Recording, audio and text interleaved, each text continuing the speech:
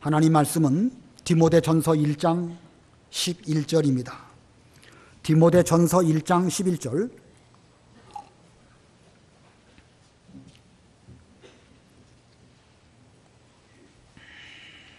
신약성경 바른성경으로 313페이지 디모데전서 1장 11절입니다.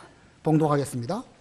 이 교훈은 복되신 하나님의 영광스러운 복음을 따른 것이니 이 복음이 내게 맡겨졌다. 내가 나를 능력 있게 하신 그리스도 예수 우리 주께 감사를 드리는 것은 주께서 나를 충성되이 여기셔서 내게 직분을 맡겨주셨기 때문이다. 내가 전에는 회방자이고 박해자이고 폭행자였으나 오히려 긍휼히 여김을 받은 것은 내가 믿지 않을 때에 알지 못하고 행하였기 때문이다. 우리 주님의 은혜가 그리스도 예수님 안에 있는 믿음과 사랑과 함께 넘치도록 풍성하였다. 이 말씀은 믿을만하며 또한 모든 이가 받을 만한 것이니 곧 그리스도 예수께서 죄인을 구원하시려고 세상에 오셨다는 것이다. 죄인 가운데 내가 괴수이다. 그러나 내가 긍휼을 입은 것은 그리스도 예수께서 먼저 나에게 오래 참음을 보여주셔서 앞으로 주님을 믿어 영생을 얻을 자들의 본보기로 삼으시려는 것이었다. 영원하신 왕, 곧 불멸하고 보이지 않고 오직 한 분이신 하나님께 존귀와 영광이 영원 무궁토록 있기를 기원한다. 아멘. 여기 12절 하반절에 내게 직분을 맡겨주셨다. 직분이라는 말씀이 나오고 또 1장을 전체를 잘 보면 명령이라는 단어가 여러 번 나옵니다. 바울에게 직분을 맡기신 것은 예수님의 명령이고 또 그 외에 여러 가지 직분을 맡기신 오늘날의 모든 일들도 예수님의 명령입니다. 그래서 오늘 제목은 직분명령, 직분명령이라고 제목을 정했습니다. 생소하게 잘 쓰지 않는 그런 용어이지요. 제가 만들어낸 용어이기도 합니다. 그러나 그 의미를 이 시간 잘 생각해 보시는 시간이 되면 좋겠습니다. 직분명령.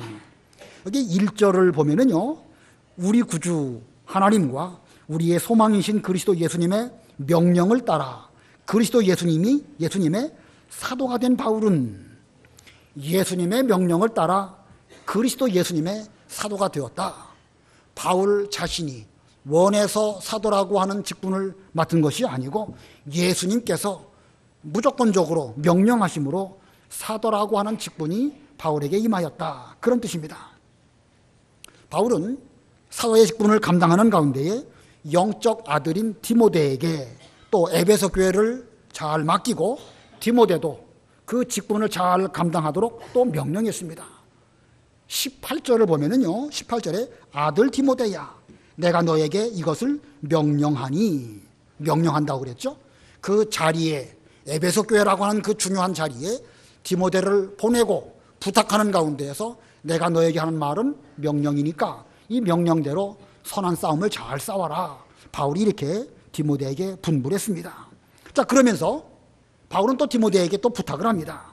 이 에베소 교회 내에 지금 다른 교훈을 전하는 이상한 사람들, 율법의 선생들이 있어가지고 교회가 어지럽고 또 그들로 말미암아 헛된 논쟁 가운데 있는데 너는 그들을 잘 분별할 뿐만 아니라 앞으로 어떤 이들에게 명령하여 이 복음의 직분을 잘 감당하도록 그 사람들을 또 세워라. 이렇게 명령합니다. 3절 읽어보세요. 3절. 내가 마케도니아로 떠날 때에 너에게 부탁한 대로 너는 에베소에 머물러 있어라. 이는 어떤 이들에게 명령하여 다른 교훈을 가르치지 못하게 하고. 바울이 전에 에베소 교회를 개척을 했습니다. 그때에 바울과 함께 동역자로 혹은 수종드는 종으로 디모데가 수고를 많이 했는데 바울이 하나님의 섭리를 따라서 다른 곳으로 옮겨가게 되었습니다. 그때 디모데를 에베소 교회에 머물게 하면서 디모데에게 바울이 말합니다. 앞으로 어떤 이에게 또 명령해서 그들로 하여금 앞으로 계속 이 에베소 교회를 흔들리지 아니하고 진리 위에 든든히 서도록 너는 그런 사람들을 잘 세워라. 어떤 이가 누군지 바울도 모릅니다. 그러나 디모데 혼자 이 복음 전쟁, 하나님 진리 운동 다 할 수 없으니까 내가 너를 에베소 교회의 직분자로 세워서 일하게 한 것처럼 너는 또 앞으로 어떤 일을 세워서 하나님의 일이 계승되어지도록 하여라. 이렇게 바울이 말하였습니다. 자, 우리는 여기서 이 명령체계를 발견하게 됩니다. 어떻게 명령체계에 따라서 하나님의 일이 되어지는가? 근원적으로 보면 예수님으로 말미암아 사도 바울을 사도로 세우도록 명령하셨습니다. 바울은 사도로서 디모데에게 명령하여 직분을 맡겼습니다. 물론 그 디모데 후서를 보면 안수해서 그에게 하나님의 일을 하도록 하였다. 그 명령은 곧 때에 따라서는 안수라고 하는 그런 방편을 통해서 세워지기도 하는 것입니다. 그리고 디모데는 또 앞으로 어떤 일을 세울 때에 잘 살펴서 직분을 감당할 사람에게 그를 또 세워서 이 진리운동을 잘해서 에베소 교회를 잘 세우도록 그렇게 바울이 명하였습니다. 자, 순서로 보면 예수님, 그 다음에 사도 바울, 그 다음에 디모데로 말미암아 또 어떠니, 이렇게 명령 체계가 쭉 계승되어져 내려오는 것입니다. 이런 직분을 명령했다. 그래서 오늘 제목이 직분명령입니다. 군대에 가면 인사명령이라는 용어를 씁니다. 인사명령. 사병이 처음에 군대에 들어가면 짝대기 하나 2병이 되고 얼마 지나면 이제 짝대기 2개 1병, 옛날에는 1등병이라고 했는데 그렇게 됩니다. 이렇게 진급하는 거, 그것은 인사명령에 의해서 이루어지는 것입니다. 휴가를 간다든지 여기서 근무하다가 다른 곳으로 옮겨간다든지 심지어 제대를 하는 것도 군대 용어로 말하면 인사명령입니다. 이 교회에 직분을 세우는 것도 곧 명령입니다. 자기의 선택에 의해서 나는 못합니다. 나는 할 수 없습니다. 이렇게 말하는 것은 그 명령을 거스르는 것입니다. 이 명령은 교회의 머리이신 예수님으로 말미암아 거기서 예수님부터 우리에게 내려오는 명령이고 우리의 군대 장관이신 예수 그리스도께서 하달하신 명령이기 때문입니다. 명령에 대해서는 순종을 요구합니다. 명령하였는데 그 명령을 못 지키겠다. 그건 항명이 될 수밖에 없습니다. 못합니다. 왜 그렇습니까? 따져보고 그런 것은 그건 명령에 대해서 올바른 자세가 아닙니다.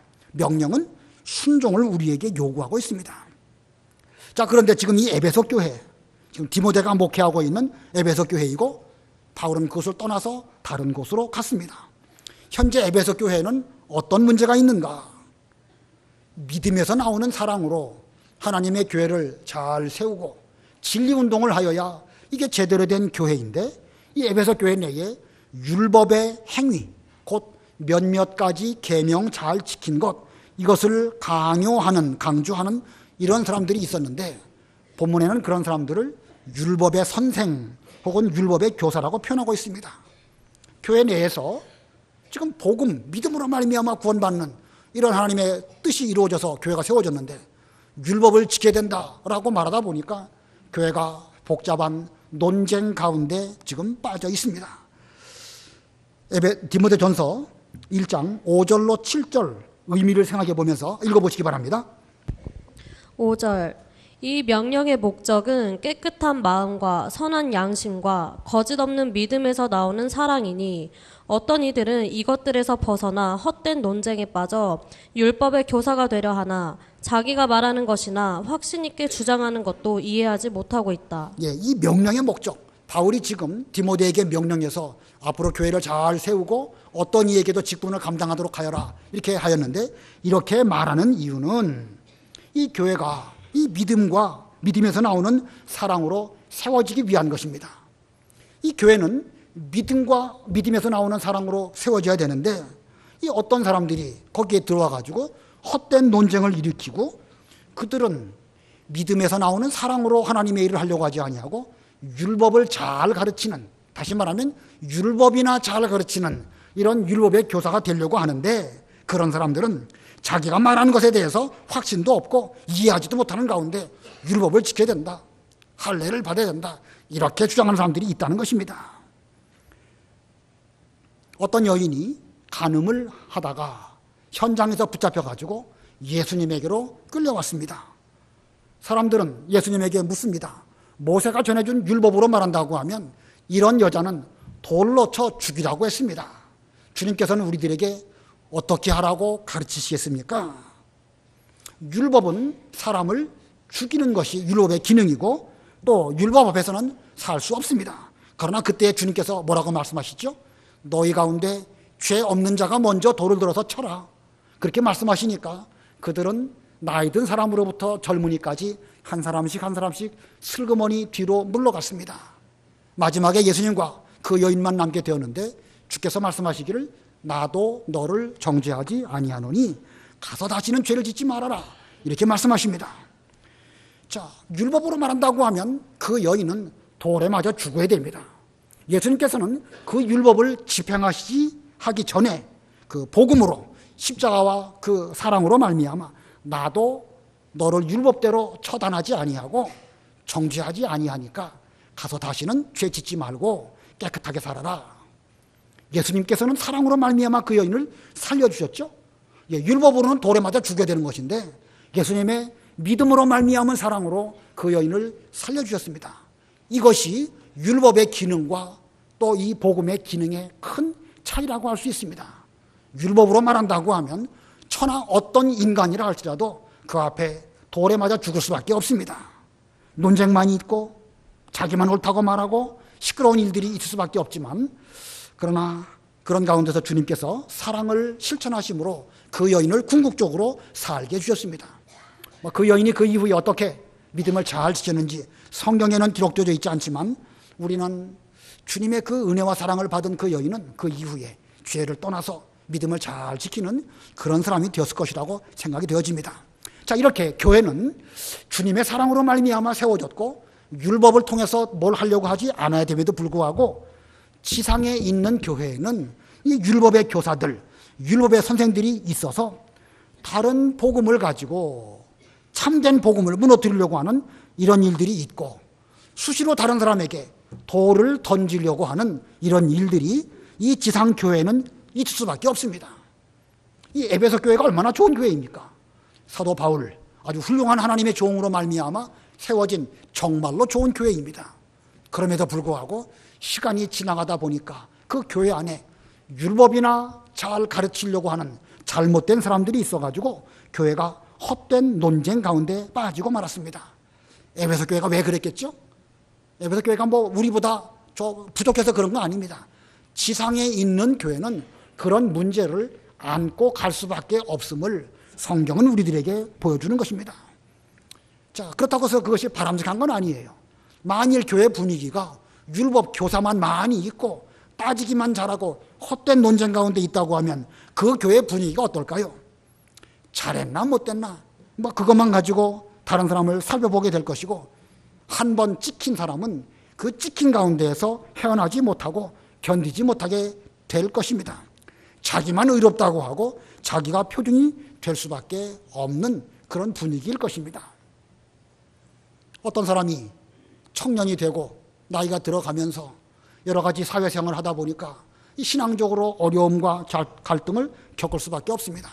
그러다 보니까 한때 유혹에 못 이겨서 자기도 모르게 담배를 피우게 되었는데 처음에는 예수 믿던 사람이니까 드러내놓고 피우지는 않았겠죠.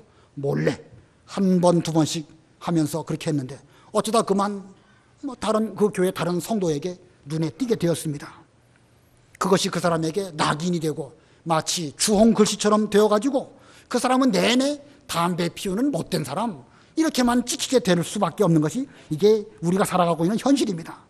그 당사자 일시적으로 부족해서 그런 유혹에 빠진 경우 그것으로 그 뒤로 그는 바른 신앙생활을 잘 함에도 불구하고 일단 한번 찍힌 그 사람은 회복되기가 불가능한 것이 이 인간 사회의 모습이라는 것입니다.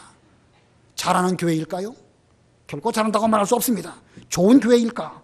물론 교회에는 나쁜 교회는 없습니다. 다 좋은 교회입니다. 그러나 그런 분위기가 있다고 하면 그건 좋은 분위기라고 말할 수 없습니다. 어찌 보면 그 당사자가 담배 피운 그것보다 그 사람을 손가락질하고 비난하고 정죄하고 하는 것이 더 위험하고 더 교회의 분위기를 해치는 것이 될 수가 있다는 것입니다. 지금 현재 에베소 교회가 본문에는 그런 내용까지 구체적으로 말씀하고 있지 않지만 지금 그런 상황 가운데 있다는 것입니다. 그래서 바울은 디모데에게 그 교회를 잘 세워달라는 뜻으로 직분을 주고 그에게 그 교회를 부탁을 했습니다. 디모데가 자기가 맡은 그 사명 잘 감당할 수 있을까? 이거 쉬운 일이 아니에요. 한 교회가 전체적으로 분위기가 이상한 쪽으로 흘러갈 때에 무슨 담임 목사가 노력한다고 해서 그 분위기가 좋아질 수 있을까? 절대 쉬운 것이 아닙니다. 이러한 때에 바울은 이 디모데 전서를 통해서 바울 자신이 어떻게 해서 사도의 직분을 받았는가라는 것을 본문을 통하여 설명하고 있습니다. 자, 어떻게 해서 사도 바울 같은 인물이 나에게 사도로 가는 직분이 주어졌는가, 이걸 설명하고 있으니까 이 시간 우리 모두는 잘 들으시고 우리도 바울을 본받아서 우리에게 하신 예수님의 직분 명령을 잘 듣고 순종하는 그런 우리가 되어야 되겠습니다. 간단하게 두 가지로 말씀을 드리려고 하는데, 바울이 이 사도라는 직분 받게 된 이유 두 가지 가운데 첫 번째는요, 충성되이 여기셨기 때문입니다. 충성되이 여기셔서. 본문 11절과 12절 의미를 생각하시면서 우리 다 같이 합독하겠습니다. 화면 보시고 11절 12절 시작. 이 교훈은 복되신 하나님의 영광스러운 복음을 따른 것이니 이 복음이 내게 맡겨졌다. 내가 나를 능력 있게 하신 그리스도 예수 우리 주께 감사를 드리는 것은 주께서 나를 충성되이 여기셔서 내게 직분을 맡겨주셨기 때문이다. 바울은 이 바른 교훈을 세워나가는 것, 이것은 하나님의 영광스러운 복음을 따른 것인데 이 복음이 바울 자신에게 맡겨졌다라고 표현하고 있습니다.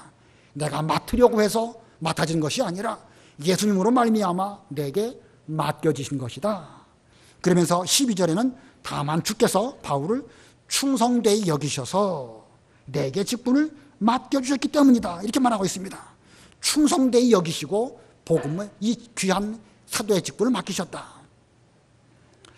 사도행전 8장과 9장을 보면 바울이 과거에 사울이라고 하는 이름을 가지고 일할 때에 그는 스데반을 죽이는 일에 적극적으로 가담을 했습니다. 하나님의 교회를 없애버리려고 이 성읍 저 성읍 대제사장의 공문을 받아가지고 찾아가면서 남녀를 끌어다가 감옥에 가두면서 심지어 죽이기까지 하려고 하면서 살기가 등등해가지고 이 일을 나름대로 열심히 했습니다. 이렇게 하나님의 일을 거스르고 예수님에 대해서 아주 반대하는 이런 그 사도 사울이었었는데, 그가 다메섹으로 향하여 가던 가운데에서 예수님께서 강권적으로 그에게 찾아오시고 그에게 사도의 직분을 맡기셨습니다. 사울이 잘한 것이 있었나요? 그때까지 아무것도 없습니다. 그런데도 예수님께서는 그를 불러주셨고 사도라고 하는 최고로 존귀한 그런 직분을 맡기셨습니다. 왜 그에게 그런 직분을 맡기셨을까? 바울은 오늘 본문 12절에서 충성되이 여기셔서 내게 직분을 맡기셨다. 충성되이 여기셔서 자신에게 그 사도의 직분을 맡기셨다, 이렇게 고백을 하고 있습니다. 비록 현재는 부족하고 하나님의 교회를 해롭게 하는 이런 사람이었지만 우리 주님께서는 앞으로 충성할 것을 기대하시면서 그에게 직분을 명령하셨습니다. 그러므로 충성되이 여기셨다라고 하는 이 표현 속에는 예수님의 바램, 예수님의 원하시는 소망, 이런 것들이 함께 담겨져 있습니다. 부모가 자기 자녀에게 대해서 우리 아들이 이렇게 되면 좋겠다라고 하는 이 바램이 있는데, 자녀가 그 바램을 알게 되면 나름대로 노력을 하죠. 부모가 원하는 그 바람을 알고 수고하고 노력한 그 아들이라고 하면 얼마 지나면 지나간 것만큼 그만큼 어떤 그 목적을 이루게 될 것입니다. 이거 사람뿐만 아니라 개나 고양이도 그 주인이 뭘 원하는지 알면 얼마 지나면 어느 정도 훈련이 됩니다. 아무데나 똥 싸면 싫어하고 또 음식 먹을 때는 어떻게 될 것인지 그것들도 다 아는 것입니다. 우리 바울은 예수님께서 자기와 같은 자를 불러주시고 자기에게 존귀한 사도의 직분을 맡기신 것은 앞으로 충성할 것을 기대하시고 충성할 걸로 여기셔서 이렇게 맡기신 것을 알았습니다. 잘 알았기 때문에 그는 남은 삶을 살 때에 예수님의 기대대로 충성하려고 노력을 했고, 노력했기 때문에 그는 나중에 가장 위대한 사도 가운데 한 사람으로 이렇게 예수님에게도 인정을 받게 되었고 우리 모두도 바울을 그만큼 존경하는 이런 사람이 된 것입니다. 자, 충성되이 여기셨다. 그것을 깨닫는 것 그만큼 중요한 것입니다. 비록 나는 직분을 받을 만한 아무런 자격이 없지만 충성되이 여겨주시고 예수님의 기대와 소망 가운데 이런 직분을 맡기셨다. 이걸 깨닫고 노력하는 사람은 얼마든지 큰 일 할 수 있음을 바울의 경우를 통하여 우리들에게 보여주신 것입니다.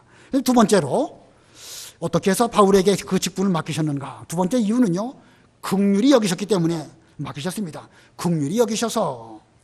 본문 13절 다시 한번 다 같이 합독하겠습니다. 13절 시작. 내가 전에는 회방자이고 박해자이고 폭행자였으나 오히려 긍휼히 여김을 받은 것은 내가 믿지 않을 때에 알지 못하고 행하였기 때문이다. 자, 아까 첫 번째에서는 충성되이 여기셨다. 지금은 어떻게 여기셨다? 긍휼히 여기셨다. 충성되이 여기셨다라는 것은 앞으로 충성할 것을 기대하시고 그렇게 미래적인 관점으로 충성되이 여기셨다. 그런 뜻이라고 하면 여기 긍휼히 여기셨다라는 것은 과거의 상태를 표현한 것입니다. 본문에도 그랬죠? 13절에 내가 전에는 옛날에 회방자, 박해자, 폭행자였지만 오히려 긍휼히 여김을 받았다고 전에라는 표현을 쓰고 있습니다. 예, 바울이 전에는 회방자였고 박해자였고 폭행자였습니다. 바울이 이런 행동을 한 것은 누구에게 대해 그렇게 한 것이죠? 예수님의 교회에 대해서 박해자, 회방자, 폭행자였습니다. 이것은 곧 예수님을 핍박한 것이었기 때문에 주께서 말씀하시기를 사울아 사울아 어찌하여 내가 나를 핍박하느냐 이렇게 말씀하셨습니다. 만약 예수님께서 사울이라고 하는 이 인간이 한 행위대로 율법의 법대로 그에게 처결을 하신다고 하면 그는 마땅히 돌에 맞아 죽어야 할 그런 사울이었습니다. 가늠하다가 현장에서 잡힌 그 여인보다 훨씬 더 심각한 죄를 지은 것이 바로 이 사울이었던 것입니다. 그러나 예수님께서는 그 여인에게 대해서도 나도 너를 정죄하지 아니하노니 가서 다시는 죄를 짓지 말아라 그렇게 긍휼을 베풀어 주신 것처럼 이 사울에게 대해서도 풍성한 긍휼을 베풀어 주셨습니다. 그리고 하나님의 일을 잘할 수 있는 그런 기회를 바울에게 또 주셨습니다. 자, 우리 주님께서 왜 바울에게 긍휼을 베풀어 줬을까? 왜 긍휼히 여겨 주셨을까? 여기 본문에 보니까 13절 하반절에 보면 내가 믿지 않을 때에 알지 못하고 행하였기 때문이다. 내가 믿지 않을 때에 알지 못하고 행했기 때문이다. 우리가 법을 집행함에 있어서도 검사나 재판관이 어떤 사람에게 대해서 형량을 결정할 때 있어도 분명 그 사람이 죄를 지은 것이 분명해도 정상 참작이 있죠. 그 사람이 알고 고의적으로 그런 죄를 저지르느냐 아니면 알지 못하고 부지 중에 그런 일을 했느냐 그걸 살펴가지고 때에 따라서는 어떤 형량을 결정하고 나서 또 집행유예라고 하는 그런 언도도 있는 것입니다. 자, 그래서 알지 못하고 행한 범죄 거기에 대해서는 정상을 참작하고 긍휼을 베풀어 주는 것입니다. 우리 예수님께서도 분명 율법의 마침이시고 율법을 모르시는 분이 아니심에도 불구하고 율법대로 이 사울에게 하신 것이 아니고 그가 알지 못하고 예수님을 회방하고 핍박하고 폭행한 이런 것이었기 때문에 그에게 긍휼을 베풀어 주셨습니다. 긍휼히 여기셨습니다. 바울은 시간이 지나가면서 처음엔 잘 몰랐어요. 자기에게 대해서 충성되이 여기셨는지 긍휼히 여겨주셨는지 잘 몰랐습니다. 그러나 시간이 지나가면 지나갈수록 과거에 자기가 얼마나 심각한 죄를 지은 사람인가 점점 알게 되었고 그는 자기의 과거의 모습을 알면 알수록 다른 사람에게 대해서도 긍휼을 더 많이 베풀고 하나님께 대해서는 더욱 충성할 수 있는 그런 길을 잘 걸어갔습니다. 그는 평생 자기에게 베풀어 주신 그 예수님의 은혜와 긍휼을 보답하는 그런 삶을 살게 되었던 것입니다. 자, 예수님께서 처음 바울을 부르셨을 때에 이 바울이라고 하는 사람, 사울이라고 하는 한 인간은 정말로 한심한 자였습니다. 그러나 예수님께서 그를 충성되이 여겨주시고 긍휼히 여겨주심으로 인하여 바울은 마침내 위대한 사도가 되었고 하나님의 존귀한 일꾼이 되었습니다. 우리 예수님께서 바울에게 대해서만 그렇게 하실까? 바울에게 대해서만 충성되이 여겨주시고 바울에 대해서만 긍휼을 베풀어 주시고 우리에게 대해서는 안 그러신가? 그렇지 않습니다. 바울이 지금 본문에서 말하고자 하는 것은 나 같은 사람에게까지도 이렇게 충성되게 여겨주시고 긍휼을 베풀어 주신 것처럼 디모데 너에게나 내가 앞으로 또한 다른 어떤 일을 직분으로 세워서 일할 때에도 같은 그 관점으로 주님께서 충성되게 여겨주실 것이고 긍휼히 여겨주실 것을 기억하고 본보기가 되기 위하여 내게 이런 은혜를 베풀어 주셨다. 바울은 그렇게 말하고 있습니다. 14절부터 16절 읽어보세요. 14절로 16절. 14절. 우리 주님의 은혜가 그리스도 예수님 안에 있는 믿음과 사랑과 함께 넘치도록 풍성하였다. 이 말씀은 믿을만하며 또한 모든 이가 받을만한 것이니 곧 그리스도 예수께서 죄인을 구원하시려고 세상에 오셨다는 것이다. 죄인 가운데 내가 괴수이다. 그러나 내가 긍휼을 입은 것은 그리스도 예수께서 먼저 나에게 오래 참음을 보여주셔서 앞으로 주님을 믿어 영생을 얻을 자들의 본보기로 삼으시려는 것이었다. 예, 바울은 세월이 가면 갈수록 자기야말로 죄인 가운데 괴수라는 것을 깨달았습니다. 자기가 죄인 가운데 괴수라는 것을 깨달으니까 주님의 긍휼과 은혜가 얼마나 풍성한지 더욱 깨닫게 되었고, 나 같은 자도 사도로 부르심을 입었다고 하면 그 풍성하신 그 긍휼로 인하여 모든 이에게도 이와 같은 은혜를 베풀어 주실 것이다 라고 생각을 했습니다. 그래서 14절 하반절에 믿음과 사랑과 함께 넘치도록 풍성하였다. 15절에는 이 말씀은 믿을만하며 또한 모든 이가 받을 만한 것이니, 자기뿐만 아니라 자기만 사도로 받을 뿐만 아니라 모든 사람에게도 공히 예수님의 긍휼을 베풀어 주시고 충성되게 여겨주실 것을 말하면서, 그러면서 16절에 보면 그러나 내가 긍휼을 입은 것은 그리스도 예수께서 먼저 나에게 오래 참음을 보여주셔서 앞으로 주님을 믿어 영생을 얻을 자들의 본보기로 삼으시려는 것이다. 나를 먼저 이렇게 사도로 부르신 것은 앞으로 많은 사람들이 하나님의 교회를 위해서 충성할 것인데 그들의 본보기가 되도록 하기 위해서 나를 먼저 주님께서 샘플로 삼아주신 것이다. 바울과 같이 형편없는 사람도 택하셔서 하나님의 사람으로 삼아주신 것을 본다고 하면 우리는, 여러분들은 심지어 교회를 위해서 스데반을 죽이는 일에 적극적으로 가담하신 적은 없지 않습니까? 바울보다, 물론 우리가 그런 맞비교를 한다는 것은 쉬운 일은 아니지만 어느 면에서 보면 그래도 우리는 바울만큼은 아닙니다.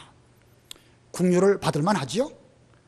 우리 주님께서는 이렇게 이 바울이라고 하는, 사울이라고 하는 사람을 택하셔서 그를 사도로 세우신 것은 오늘날 우리에게 본보기가 되게 해주시려고 그를 택하셔서 하나님의 사람으로 세우셨습니다. 오늘은 우리 교회에 또 새롭게 일할 수 있는 직분자를 세우게 됩니다. 우리 가운데 직분을 맡아서 일할 수 있는 자격자가 과연 누구이겠습니까? 율법대로 한다고 하면 우리 모두는 다 돌에 맞아 죽을 수밖에 없는 그런 존재들입니다. 그러나 예수님께서는 우리들을 충성되게 여겨주셨고 알지 못하고 한 그 면에 대해서 긍휼을 베풀어 주셨습니다. 그러므로 저부터 참으로 감당할 수 없는 이 목사라고 하는 존귀한 직분을 얻게 되었고, 목사는 더 높고 집사는 낮고 그런 뜻은 아니에요. 오히려 목사는 더 많이 봉사하고 더 많이 희생해야 됩니다. 우리 모두에게 다 어떤 교회의 어떤 질서적인 직분뿐만 아니라 성도라고 하는 최고로 아름다운 직분 우리에게 다 맡기셨습니다. 이 직분 앞에 우리는 계속해서 내가 과연 어떤 사람인데 이런 직분을 맡게 되었는가? 시간이 가면 갈수록 사도 바울처럼 나는 죄인 가운데 괴수입니다. 충성되게 여겨주셨기 때문에 제가 부족하지만 충성했습니다. 알지 못하고 했던 그 면에 대해서 긍휼을 베풀어 주신 거 감사하면서 다른 사람에게 대해서도 긍휼을 베풀어 주는 그런 사람이 되어야 되겠습니다 라고 늘 깨우치면서 우리에게 주신 바 직분 앞에 온유 겸손한 이런 우리들이 되어야 될 것입니다. 에베소 교회에 율법의 교사, 율법의 선생들이 있어가지고 여러 가지 헛된 논쟁 가운데 빠졌다고 그랬죠. 직분을 받고 오래 지나다 보면 자신도 모르는 사이에 자기의 죄는 눈에 들어오지 아니하고 다른 사람의 죄만 크게 보여지는 이런 일들이 있을 수밖에 없는 게 지상에 있는 인간 세계입니다. 적어도 그러나 우리 교회에서만큼은 그렇게 되지 않도록 삼가 조심하는 가운데에서 우리 자신이 먼저 충성된 일꾼, 다른 사람을 긍휼히 여기는 일꾼이 되면서 또 다음 일꾼들을 잘 양육하는 이런 우리들이 되어야 그 교회는 더욱 좋은 교회로 부흥하며 발전할 것입니다. 마지막 17절 우리 다 같이 합독하고 말씀을 마치겠습니다. 17절 시작. 영원하신 왕 곧 불멸하고 보이지 않고 오직 한 분이신 하나님께 존귀와 영광이 영원 무궁토록 있기를 기원한다. 아멘. 바울이 왜 이런 말 했을까? 나 같은 죄인을 택하여 주시고 사도 삼아 주신 그 일에 대해서 영원한 하나님께 영광 돌려드립니다. 그러면서 앞으로 모든 직분자들이 이와 같은 심정으로 하나님의 영광을 위하여 일할 것을 바라고 이 17절의 말씀을 기록을 하였습니다. 우리 모두들도 주신 바 직분, 참으로 인간적인 면으로 볼 때도 존귀하지만 그러나 그 직분은 다른 사람과 무슨 차등을 위해서 주어진 직분이 아닙니다. 영원하신 하나님께 영광 돌려드리기 위해서 우리에게 주신 바 그 역할인 줄을 알고 그 역할 앞에 충성하는 모든 하나님의 종들이 다 되시기를 바랍니다. 기도하겠습니다.